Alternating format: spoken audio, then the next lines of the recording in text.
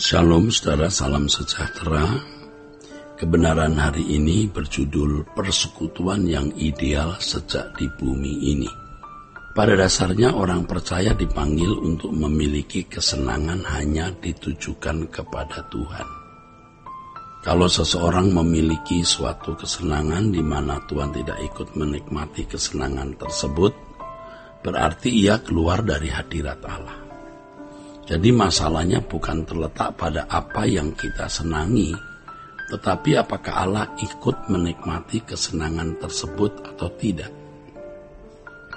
Untuk hal ini seseorang harus memperkarakan segala perkara yang dia ingini, segala sesuatu yang dihasrati dan yang dilakukan. Dimulai dari masalah-masalah kecil sampai masalah-masalah besar, dari hal-hal sederhana sampai masalah-masalah yang besar, ya, dari masalah jodoh misalnya, apakah Tuhan menghendaki kita menikah atau tidak? Kalau kita menikah dengan siapa? Dalam hal ini bukan hanya selera kita yang harus kita perhatikan, tapi juga selera Tuhan. Kita selalu mempertanyakan apakah yang kita lakukan ini sesuai selera Tuhan. Jawabnya adalah tentu saja tergantung Tuhan. Sebab Tuhan pasti tahu apa yang kita butuhkan dan apa yang paling baik untuk kita bagi kemuliaan namanya. Satu hal yang tidak dipahami oleh banyak orang, bahwa sesungguhnya Tuhan mau kita berjalan dalam kebersamaan dengan kita. Tuhan mau kita berjalan Tuhan mau agar kita berjalan bersama Tuhan. Tuhan tidak melarang kita menikmati sesuatu atau memiliki suatu kesenangan. Tentu selama kesenangan tersebut juga dinikmati oleh Tuhan.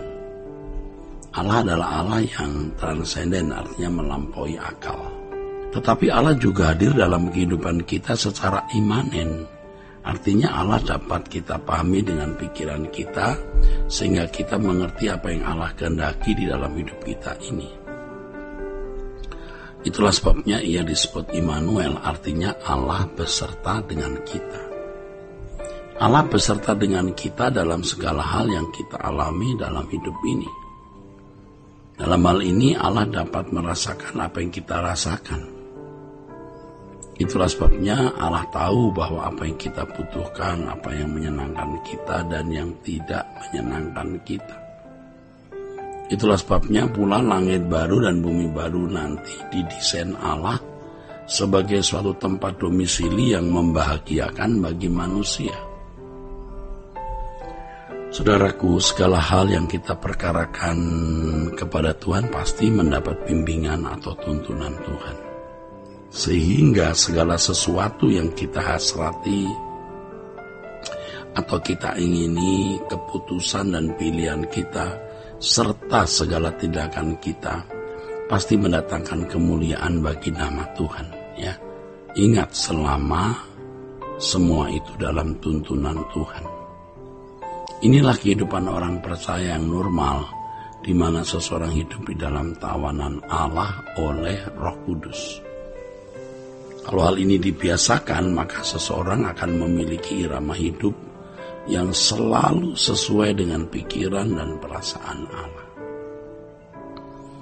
Dengan demikian, seseorang dipimpin oleh Roh Kudus. Inilah kehidupan yang benar-benar berkualitas atau sesuai dengan apa yang Allah kehendaki untuk dikenakan dan dimiliki oleh setiap orang percaya.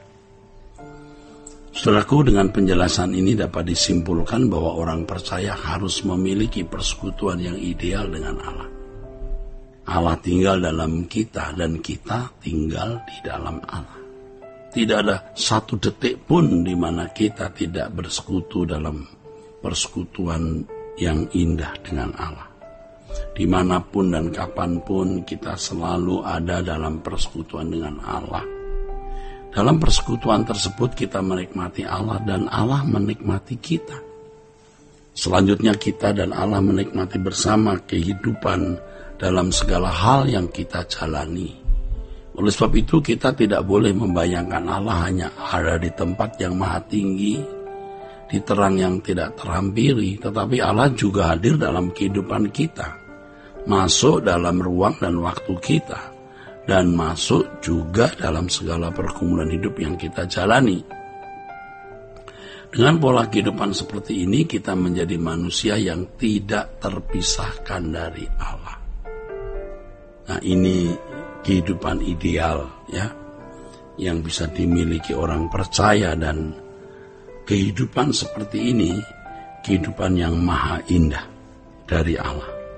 Dan Injil membuka peluang manusia bisa memiliki kehidupan seperti ini. Kehidupan dalam persekutuan yang ideal dengan Tuhan adalah persiapan untuk hidup di kekekalan. Persiapan untuk hidup di langit baru, bumi baru, dalam rumah Bapa atau dalam kerajaan surga. Orang-orang yang hidup dalam persekutuan dengan Allah secara ideal hari ini akan tetap terus hidup dalam persekutuan dengan Allah di kekekalan nanti. Jadi orang yang tidak hidup dalam persekutuan dengan Allah sejak di bumi, ia tidak akan pernah hidup dalam persekutuan dengan Allah di kekekalan, saudaraku.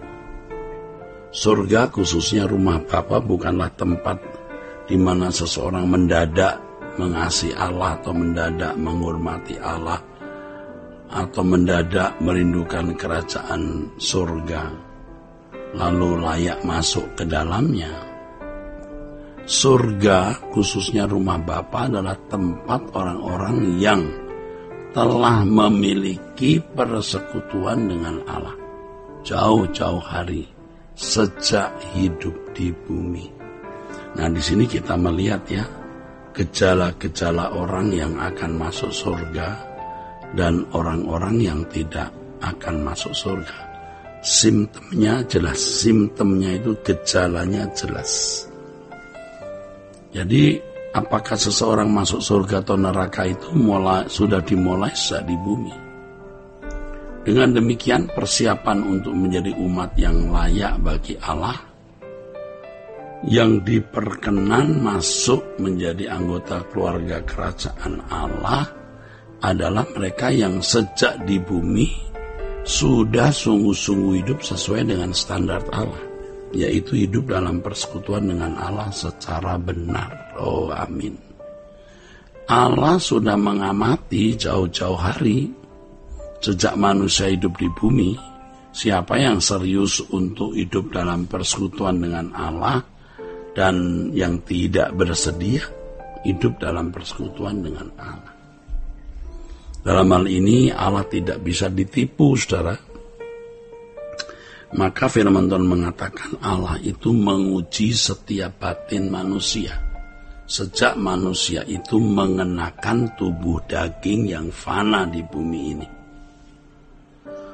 Oleh sebab itu kita tidak boleh menunda ya, apa yang seharusnya kita mulai kerjakan sekarang.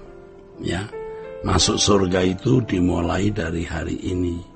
Perjuangan yang kita lakukan mulai dari hari ini. Jadi kalau orang tidak melakukan perjuangan masuk surga oleh anugerah Tuhan Yesus tentunya melalui jalan keselamatan dalam Yesus Kristus, ya dia berarti memang membiarkan dirinya masuk neraka. Jadi kita tidak boleh menunda apa yang seharusnya kita kerjakan sekarang, yaitu membangun persekutuan dengan Allah. Penundaan bisa berakhir pada kegagalan total, saudara. Ya, Tuhan memberkati saudara-saudara sekalian. Sola Gracia.